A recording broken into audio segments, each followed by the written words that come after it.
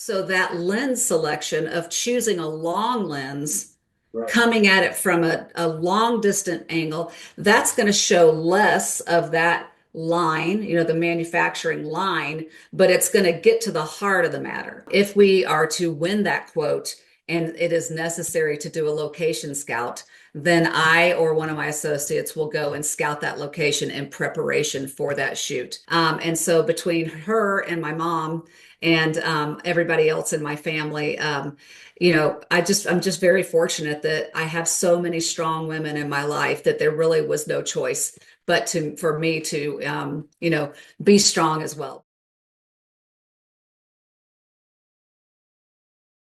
Hello, team. I'm pretty sure most of you listeners will be aware of just how crowded and visually driven our world is that we operate in today. Therefore, when we're trying to build a company brand, we need to think much broader than just our logo and our mission statements. We need to understand how best to capture that visceral emotional response that people have when they engage with us. And a few things out there that build the connection more powerfully than photography, at least in my view, and I'm sure in our guest's view. The right image can tell your story, it can build immense trust, as well as make your brand feel authentic and accessible. But of course, the question at large is how do you harness that power effectively? And fortunately, here to guide us through the conversation, we're joined by Lesle Lane, who's the founder and lead photographer of Studio 13. She's a true expert in using corporate branding photography to build vivid, living company brands. So, Lesle, welcome to the show. Oh, Wayne, thank you so much. That was a wonderful introduction. Yes, visual imagery has never been more important than it is today. Very true, very true. And I have two visual problems in my studio here at the moment because our two cats have broken into our office where I'm doing the recording and they're scratching on my backdrop. So I'm not sure if you can hear the noise, but if we need to, we'll have to pause and get rid of them. But hopefully we can go through the conversation uninterrupted. You have such a long history, and we'll talk a little bit about that shortly. But when I was preparing for our conversation, I was thinking back myself. So I'm a very amateur photographer. Have a passion for photography, but I've not been doing any for maybe 30 years now. So that tells you how old I am. You can see by the color of my hair. But as I was thinking back over the journey, right, if we think back even half a century, the world of photography, we've been on this transition from using film to digital and then to smartphones. And now we even have this AI. I don't know if you call that photography, but we have this AI creating fake images. In what's it been like for you, having been in the industry for so long and being on the inside throughout all these transitions? Boy, if you could call photography like deadliest catch, that's kind of what I would say photography has been like during my career. A tumultuous storm of both industry disruptors as well as economic disasters have happened during my career. Right. But each time, because I've come from a family of deep pioneers in the industry, I feel Mm. like that most of it I have approached head on. Some that have had very positive results. And then when I didn't approach it head on, that was really when disasters kind of struck in my career. So it's been a fascinating time. I think historians will really enjoy, telling the story of a creative field that became less creative. And then I think we're moving into a more creative time again.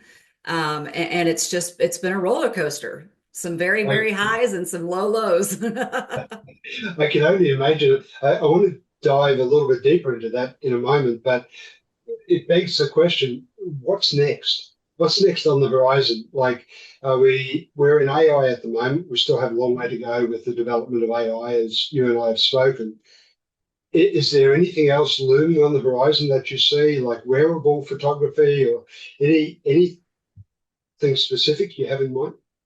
Well, with the type of work that I do, I'm only in advertising and branding. So I don't do weddings and I don't do anything that I would call B2C, business to consumer type photography. So for me, we still have a need for quality. We still have a Yeah. need that we are creating a message that is conducive with a company's branding strategy.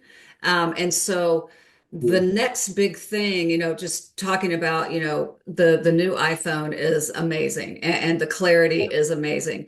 But the chip and the sensor in that phone is still the size of an eraser head. And so, yes, it can do some great things, but as far as taking an image to tell the story of a corporation, I still think that it's who's behind the camera that's going to Mm. matter. And then do they know what to do with the files once they've captured them? Right. So I'm not seeing anything after AI. I'm not seeing, I think AI is transformative. I think that it is certainly going to, again, be a disruptor to the industry. People Mm. who have been making their price points all about money. So, they're charging small prices for not very creative work. I think Yeah. AI is going to take over that facet of our industry. But Mm. it's the same thing that happened when my grandparents converted from black and white film to color film. You could Okay. not process color film in your home where you Yeah. could process black and white film in your home. And so the people that clung to black and white got run out of business. And I think the Hmm. people that are resisting AI are probably going to be put out of business, or the people that aren't offering their customers more than just taking an okay picture. Right. Right. And you have some really fascinating areas that you work with as part of that business. We'll dive into a couple of them in a moment. You mentioned your grandparents transitioning or that era transitioning from black and white to color.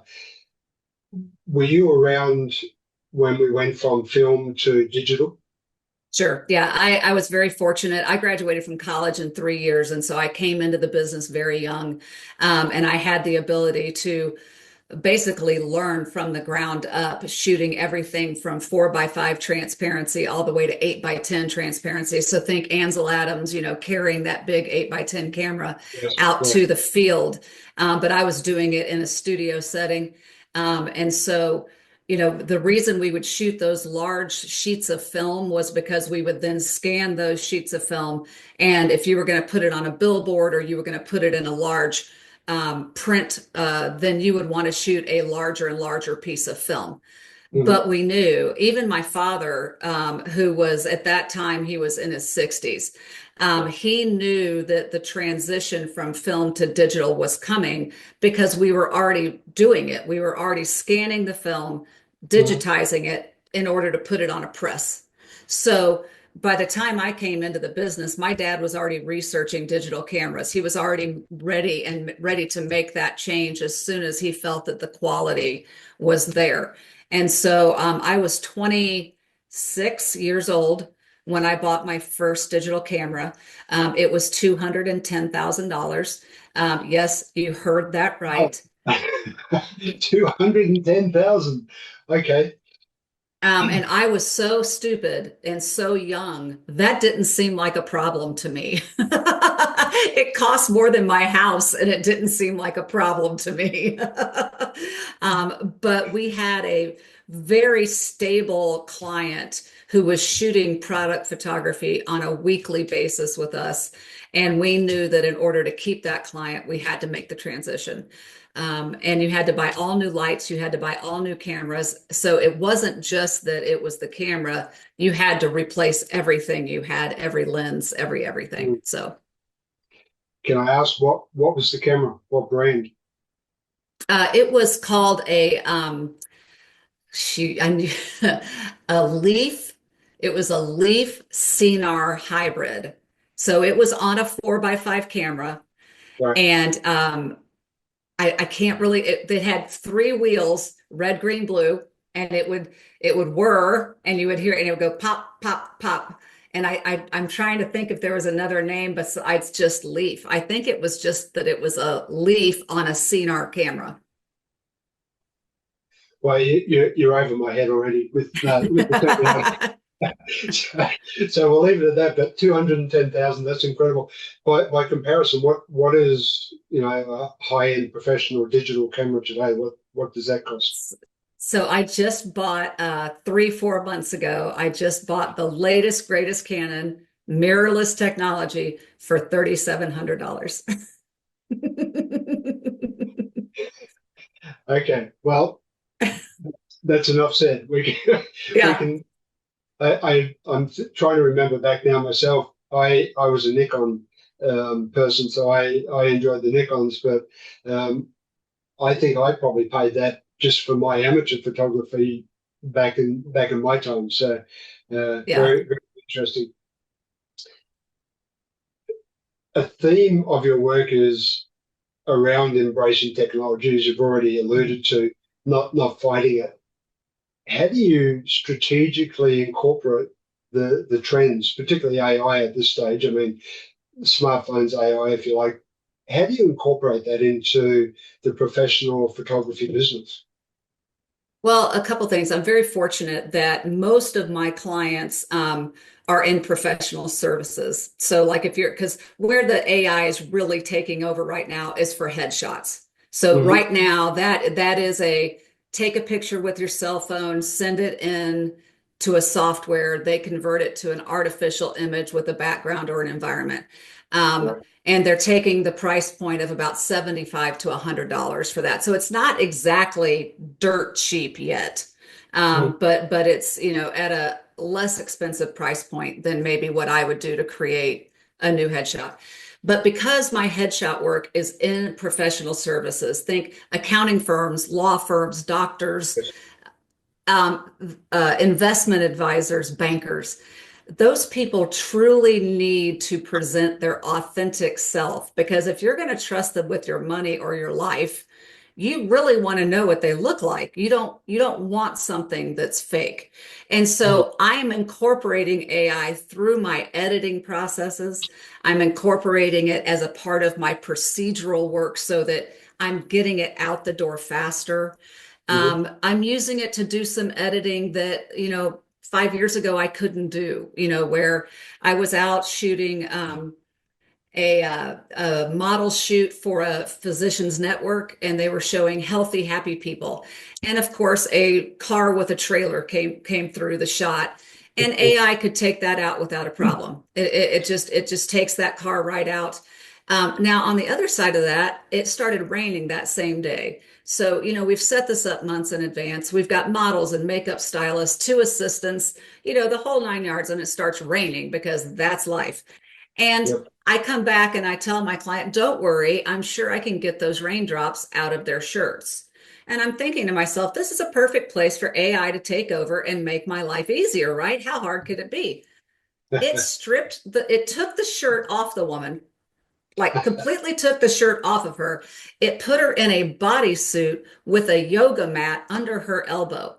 And I'm like, what about that is removing the raindrops? And so I had to go in by hand and remove every single one of those raindrops because AI simply could not do it. So that's about where it is right now. Now, maybe if I were to have sent it off to an outside editing company, they would have used a different program than what I was using. But for me, it's a great tool. It's a great asset for processing. It's just not quite ready for prime time. Right. Right. I saw on your website you're also into drone video photography, or um, that's an area that fascinates me. But how difficult is that, and how far removed from traditional photography is using a drone to capture aerial shots and do all sorts of things?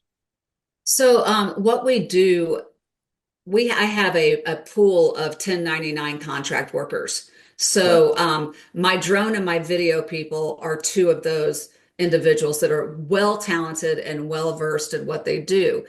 Mm. So many construction companies now, think engineering firms, construction Yeah. companies, they have their own drones and their own drone operators.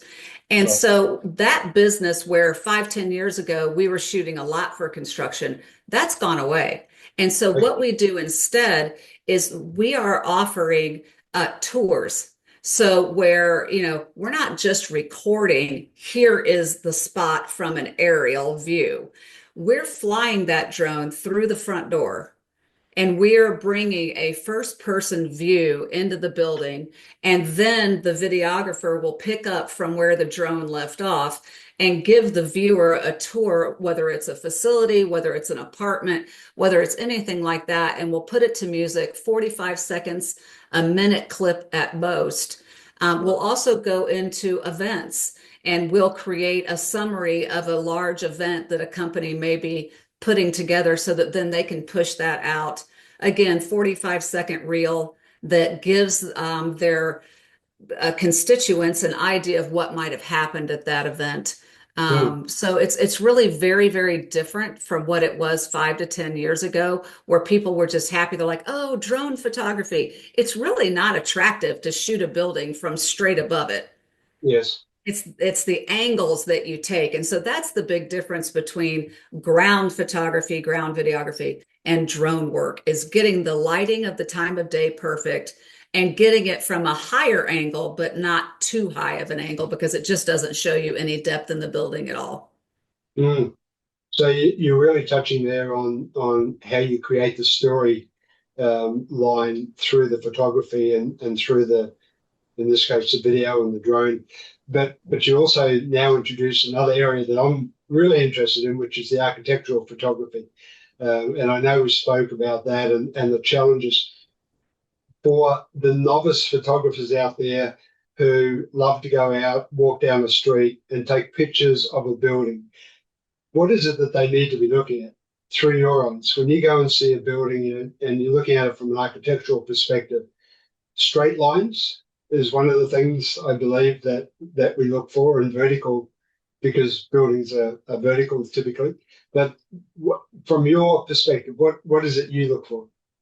Well, I tell you, industrial photography and architectural photography are the two hardest type of work that I Mm. do. I have tried for about 3 years to train another photographer to come in and shoot architecture, and I have failed miserably. There is something about my eye that is not transferable yet. Um, Something about the way I see a building, the way I can see the angles that none of my freelancers can seem to get a hold of. And the reason for that is twofold, I think. One, it is the lighting. People, they look at, let's say that they've gone to see, I don't know, Statue of Liberty. Let's just take something that somebody might be out in America going to visit. And the light's not on the face of Lady Liberty. Well, they'll still take the picture and it's going to stink because the light's not on the front, because you don't plan your tour to see Lady Liberty Yeah, from when the right. sun's on the front. And so people, even some of my competitors, some of the worst architectural work I've ever seen is they're shooting the building at the wrong time of day. So Mm. that's the first and most important thing for amateurs that are going out there and photographing something. If you truly have something that matters to you, you're at the Taj Mahal. You need to know which way that building faces before you plan your tour of the Taj Mahal. If putting a print of the Taj Mahal on your wall is important to you. So Right. that's the first thing. The second thing is that even though many softwares can straighten a building for you, it is kind of difficult because as soon as you start messing with the perspective of a building, that's why we used to shoot with 4x5s, is Right. because a 4x5 camera could correct the perspective of a building. So Okay. you're shooting up at it and your angles are off.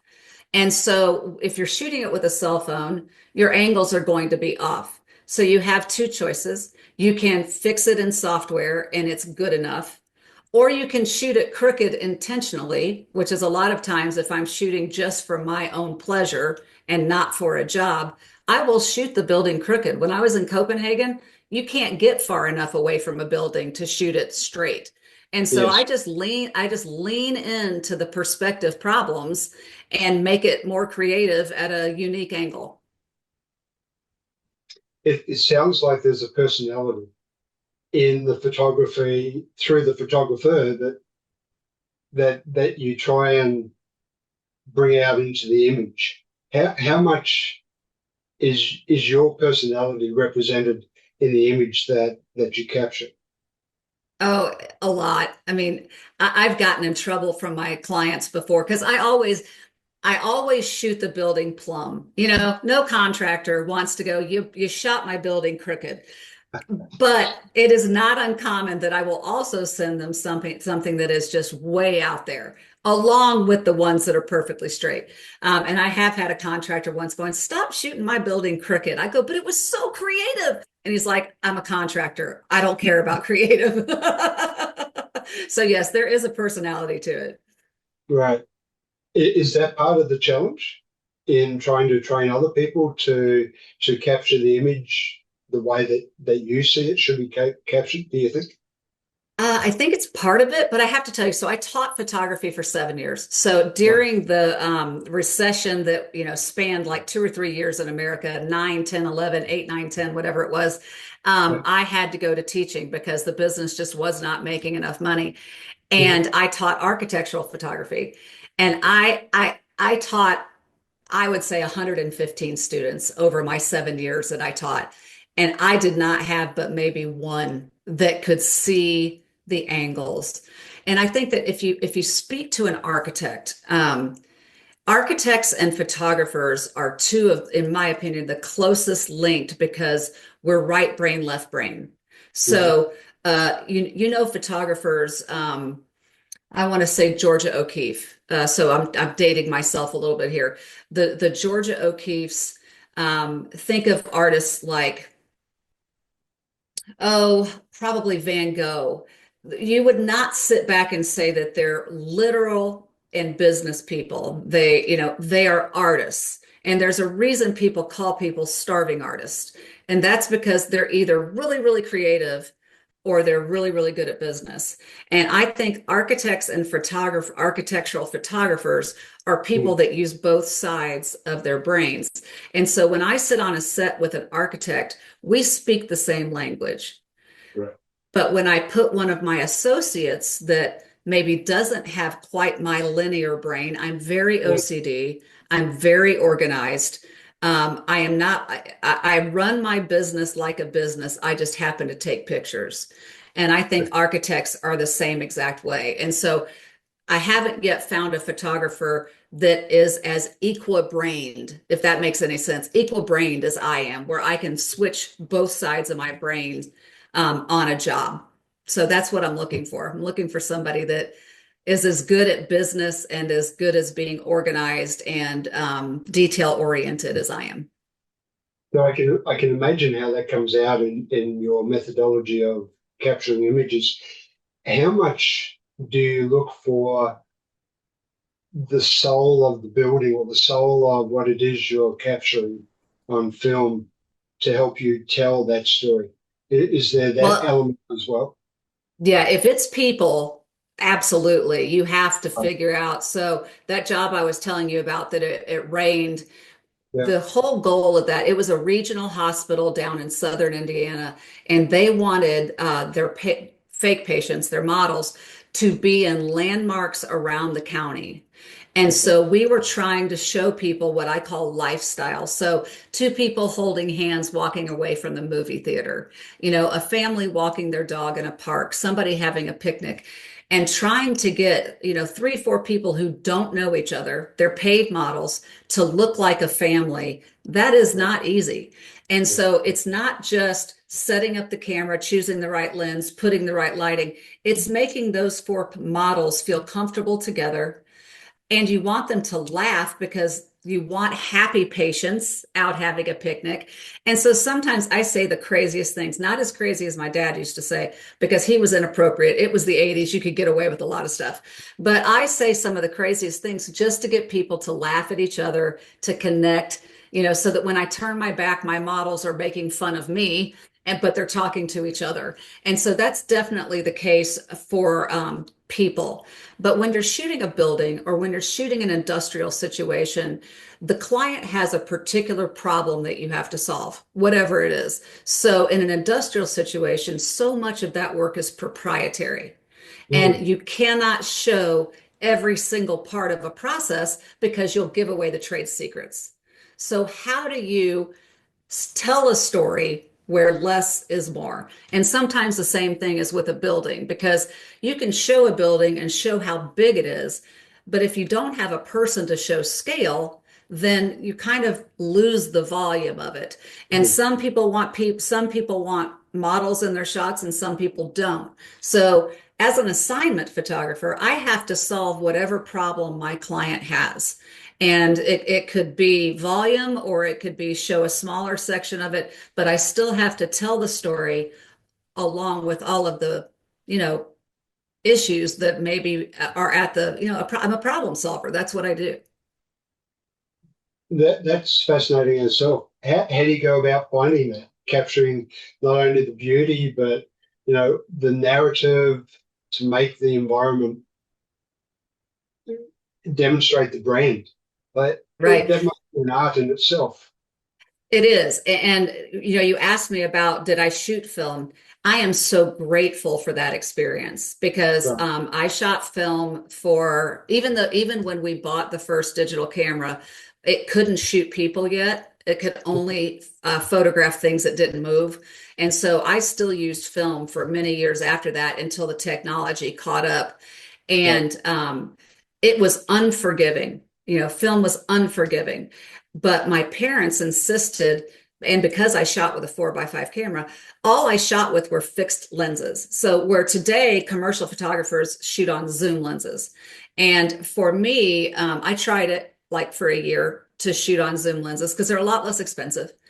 But I found that it really stifled my creativity because you're Mm, not thinking about the compression factor of your lens. yeah. And that compression factor is half the storytelling of it. So if I wanted to shoot a proprietary industrial system, well, I don't want to show the whole thing because I'll get in trouble. So that lens selection of choosing a long lens, Right. coming at it from a long distant angle, that's going to show less of that line, the manufacturing line, but it's going to get to the heart of the matter. And Mm, so, I always tell people that don't understand lens compression, it's like looking through a tunnel. If it's a long lens, you're looking through a tunnel. And if it's a short lens, you're looking through a windshield.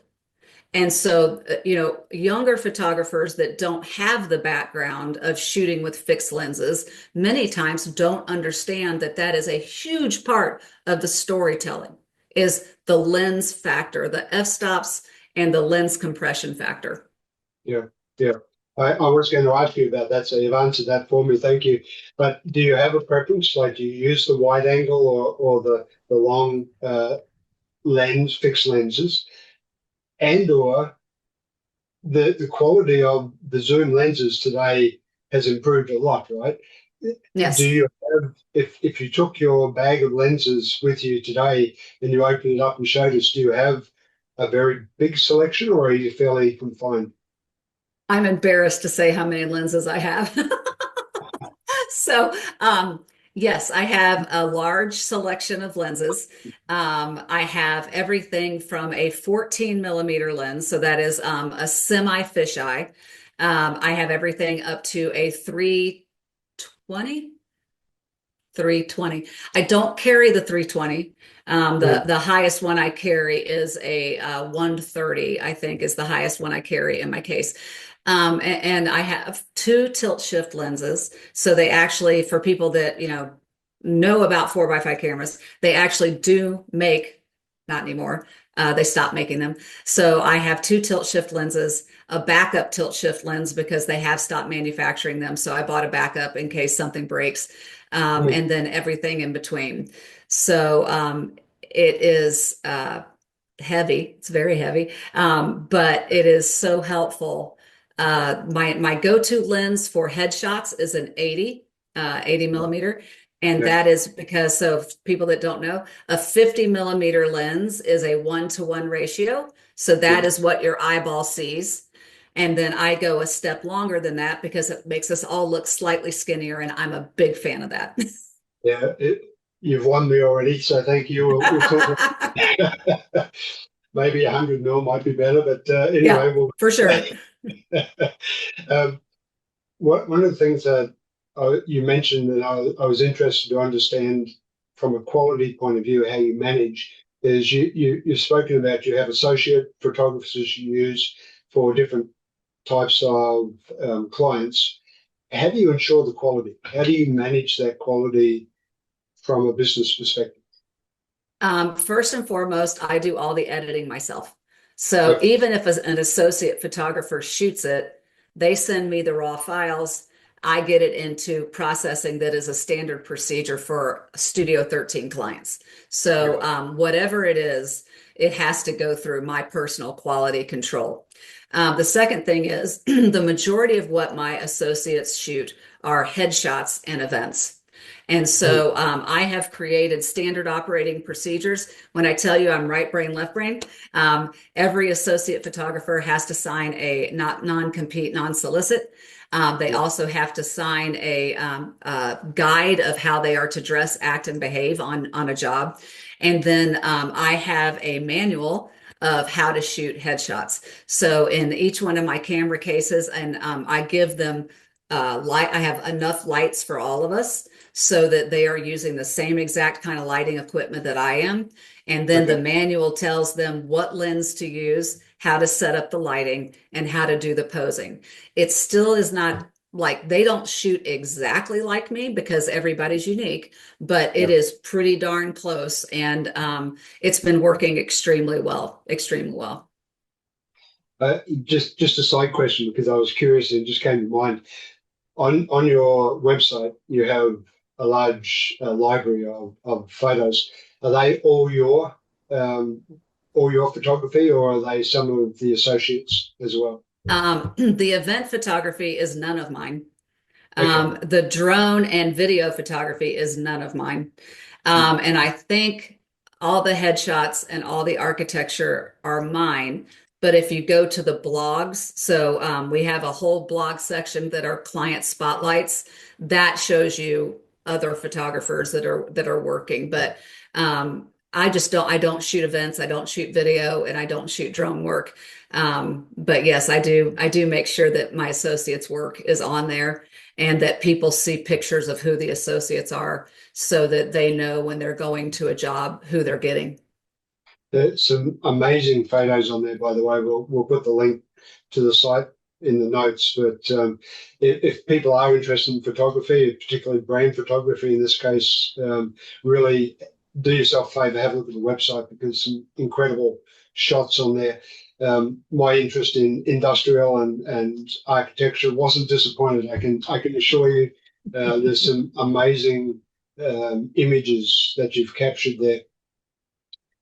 I thought it might be interesting just to give people the broader context. You've touched on a couple of scenarios briefly, but I thought it might be interesting if we could step through a scenario as if I was a client engaging you without spending an hour talking through it.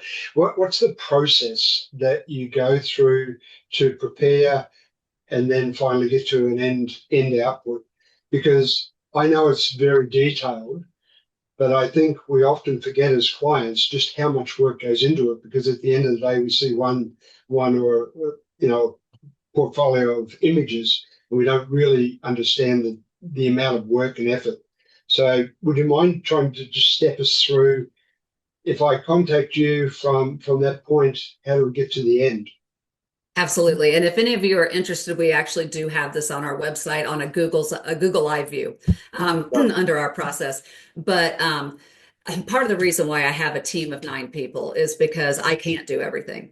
And Mm, so from the moment we get a inquiry from a client, I've got somebody else that's got my back to make sure that we get everything as quickly as possible. We're in a time where if I get a blind inquiry from the website and I don't answer it immediately, I'm going to lose the job. So, that comes directly to my email box. I reply to it and include my administrator on it immediately. If it is a brand new client, we are going to have to do a vision casting meeting. We're going to have some kind of idea so that I can, because I'm an assignment photographer, somebody doesn't come to me just for my ideas. They have an idea or they have a visual guide. They may already have a style guide of what yeah. I have to match. So we have to have a vision casting meeting where we figure all that out.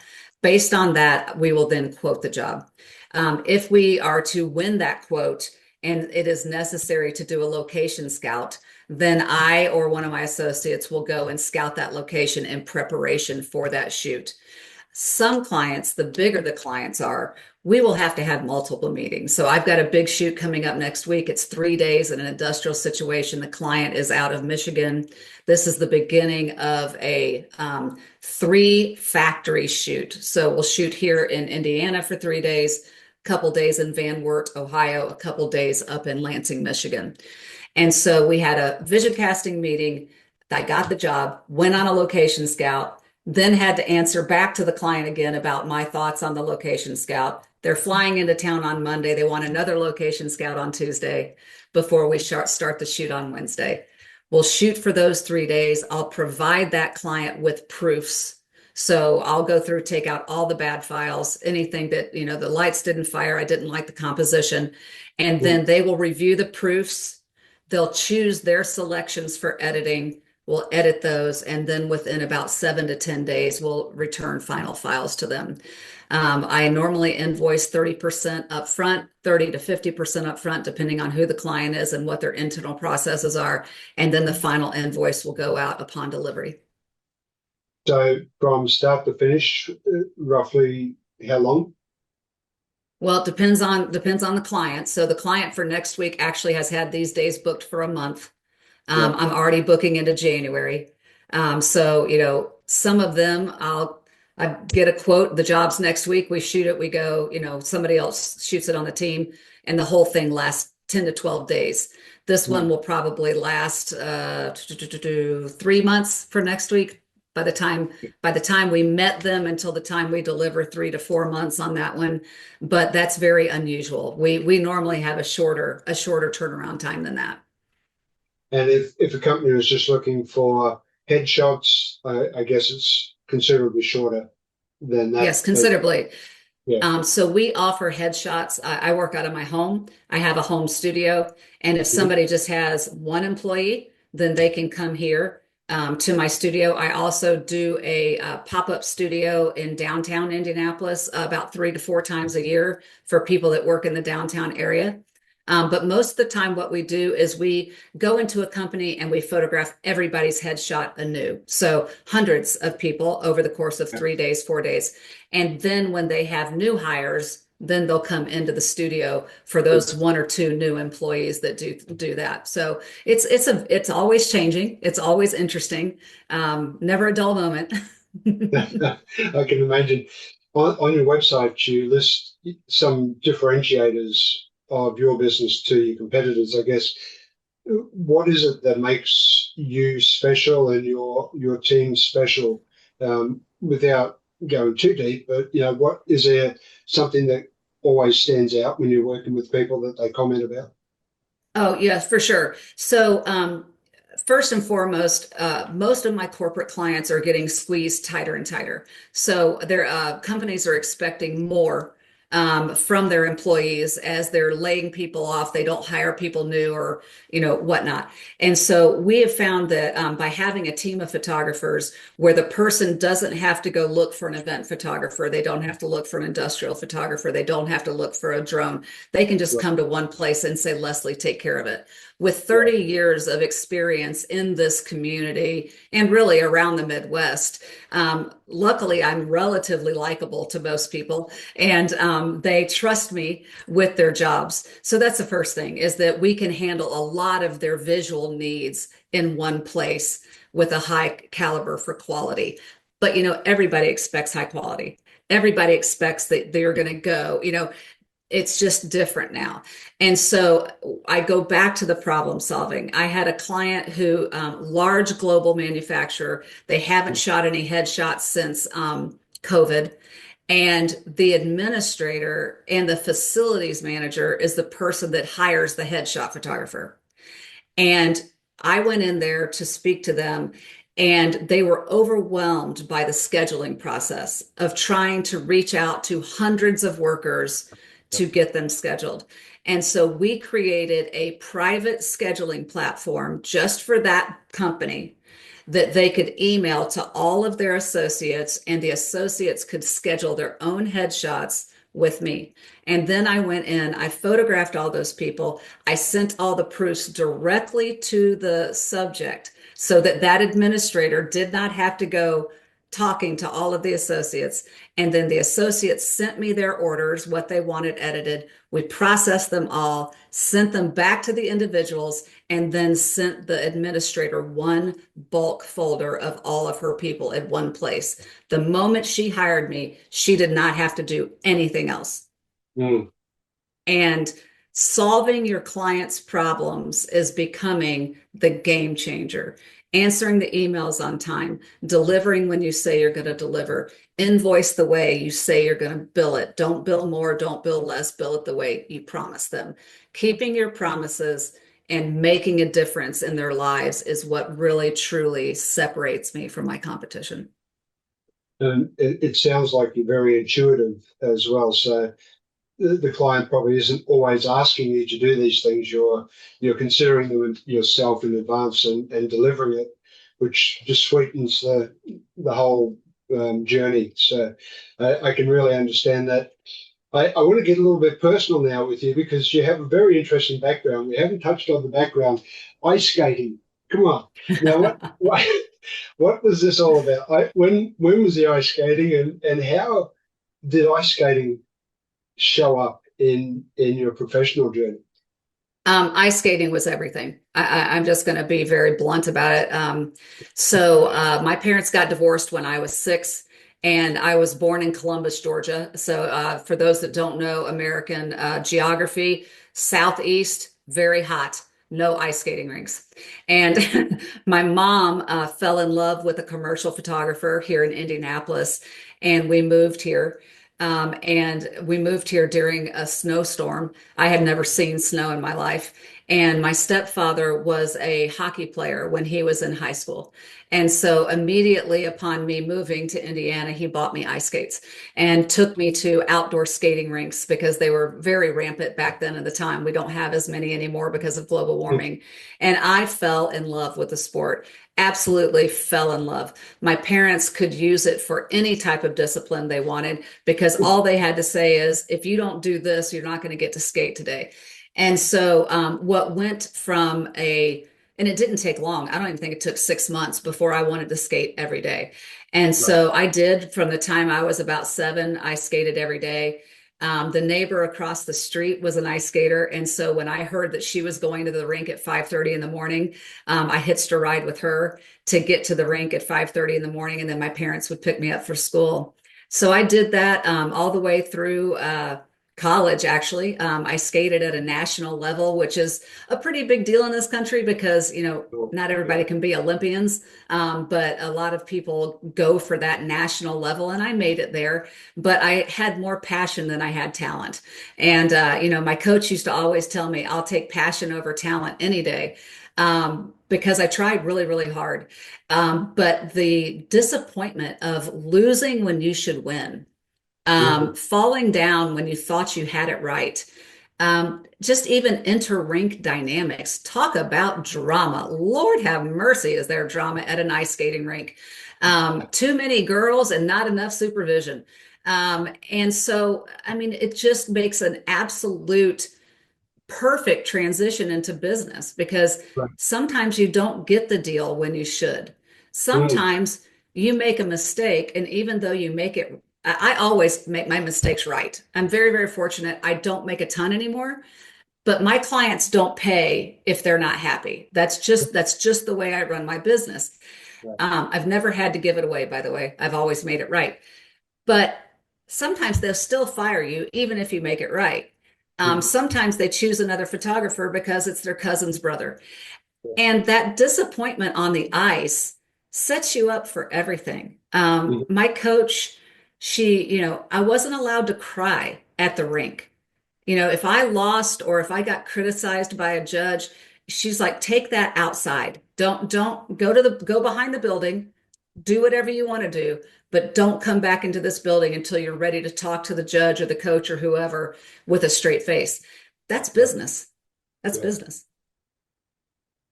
That's such a great lesson for resilience and developing the performance overall.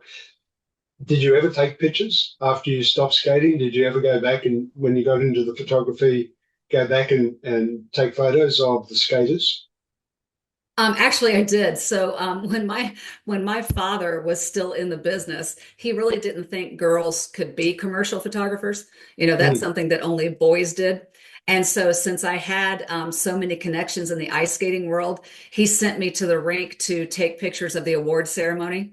And so we got that contract for a few years until I begged him to not make me do it anymore. But yes, I did go back and capture, everybody wants a picture of their kid get their medals. And so I did that for a couple of years. Yeah. Okay. And you've mentioned your parents a few times, so I'm guessing, and your grandparents, they were probably early mentors. But do you lean on mentors, or do you have favorite photographers who inspire you? Well, when you have a family full of photographers, you don't lack for opinions. That's the, that's the bottom line. Right. But when my dad, he got sick when I was 22, and his lab technician's name was Tina. And when he got taken out, Tina, I was the office manager at the time because again, girls couldn't do commercial photography, so I had to be the secretary.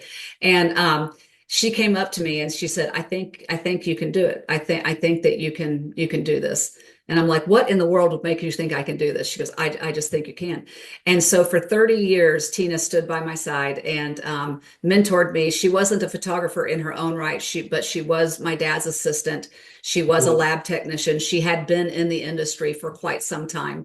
And so between her and my mom and everybody else in my family, I'm just very fortunate that I have so many strong women in my life that there really was no choice but for me to be strong as well. But Tina would have been, she passed away 3 years ago, unexpectedly. But she was my rock. Right, right. What or do you have favorite photos? I know I took a couple accidentally that I've had with me for most of my career. Do you have images of buildings or industrial settings or manufacturing scenes, or do you have any favorites? Well, it's funny that you would say that. So I do have jobs that spark a special memory in me, whether it's the end photograph or the journey. Right. And Tina used to get so mad at me because if the journey to make a photograph was hard, I felt it was portfolio worthy. Where Tina would be like, the image is not that great. I'm sorry it was hard to get, but it wasn't that great. And so it's hard as a photographer to disassociate the emotion of making the image Mm. to the actual quality of the image. It's very, very difficult. And so my favorite image I've ever taken actually was not for a job. So I had never been to Europe before, lifelong dream. And one thing after another, kids and mortgages and businesses, and it just didn't happen. And so 7 years ago, my now husband had a business trip to Switzerland. And he's like, I cannot deny you any longer. You've got to go with me. And so we landed in Switzerland, took the train to Lucerne, and he had to go back to another town for a meeting. And so he left me in this beautiful, quaint village, and I didn't know what else to do besides start looking at the architecture. And so, where do people spend their money in an old village? Churches. And Churches. so I stepped foot in the Lucerne Jesuit church right there on the water, Mm. and I wept, and took some photographs. It was pink inside with gold paint, and I had never seen a structure or a building that brought out such emotion in me. I just sat there and I cried. I sat there for a good 30 minutes, because to think about that village when that church was built and the sacrifices that the villagers would have had to have made to construct such an amazing piece of architecture, and then the artist that drew everything on that ceiling. It was a culmination of artistic mastery. And so when I got done, and my husband came home from his meeting that night, I told him about it. And he's like, I've been to Lucerne 5 times. I've never stepped foot in a church. I'm like, you're nuts. And so I took him over there, and he was overwhelmed. Like, he laid a bunch of money in the collection plate, Yeah. because he was like, this is amazing. And then we spent the rest of our trip going from church to church around Switzerland, because he now understood that that's where a lot of the artistic mastery was from. So yes, that is probably my favorite photograph I've ever taken, is that church in Lucerne. And should you ever get the opportunity to go back to Europe, the churches in most of the countries are fantastic as well. So Yep. I know the church you're talking about, by the way. I've been there and seen that. So very interesting. If there's any business leaders or people listening to our discussion at the moment, maybe still sitting on the fence about investing in getting professional branding photography, is there a compelling argument you have to help push them over to going ahead? Well, first and foremost, they need to decide what the length of the life of the images are. Right. So if it is a short-lived ad campaign, or if you're promoting something that's just a day, you don't want to invest in that. But if Mm, you're truly looking to move your brand to separate from your competition, to no longer show stock photography because it makes you look like your competition, there truly is no replacement for high-end branding imagery. And the same goes for video. It all comes down to, how do you separate what you're doing from your competition? Because that's what I do, is I figure out how to put that in a visual asset mm, so that you do that. As we're going into a recession, because I do think we're going to have a soft recession. I hope it's soft after everything I've been through in my career. The first thing people are going to do is pull back on their advertising. They do it every time. Advertising is the first to go in and the first to come out. But I'm mm, going to beg people in decision-making positions to think about all their competitors not advertising. mhm, What better time to separate yourself and say, hey, we're still here? Because I was reading an article about it recently, about that nearly 80% of people pull back on their advertising during a recession. And it's the ones that advertise, update their branding, update their messaging to be appropriate to the times, that loses less money during an economic downturn. So all of you that are out there making these decisions, remember that. Remember that, you know, if your competitors are going quiet, it's the time for you to shout. mm.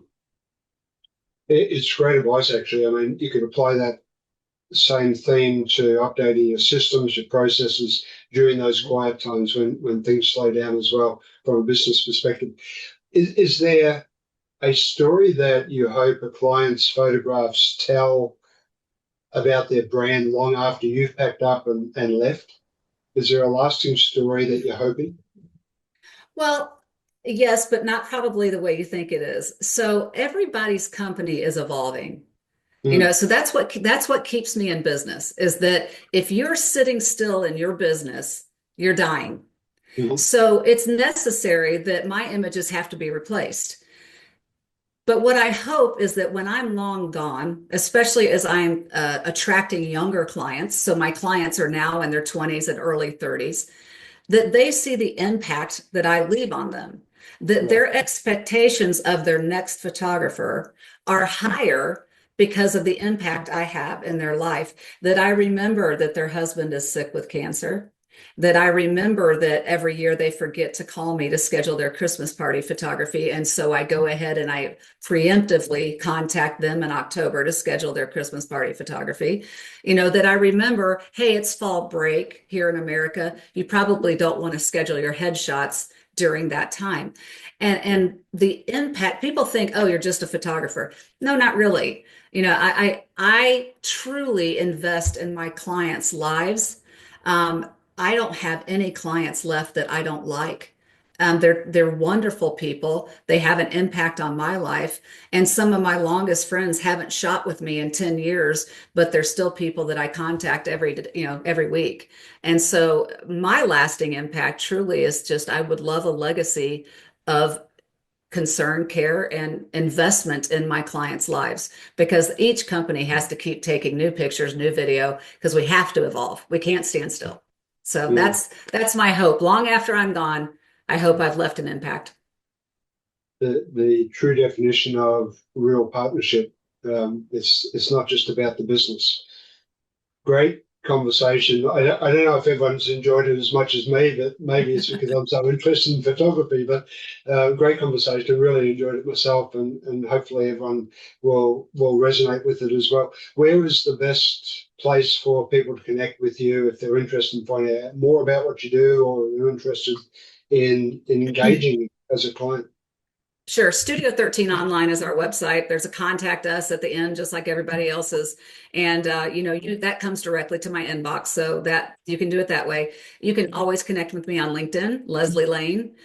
Studio 13 is also on LinkedIn. And then Studio 13 Indie is my Instagram reel. All right, perfect. We'll link to all those in the notes. Lesle, really enjoyed the conversation. Thank you so much for being on the ET project. It's been a pleasure. Thank you so much. It's such a great conversation. So what are you waiting for? Hit the subscribe button below and click on the bell icon so I can pop up in your feed occasionally with a great tip for your ultimate growth.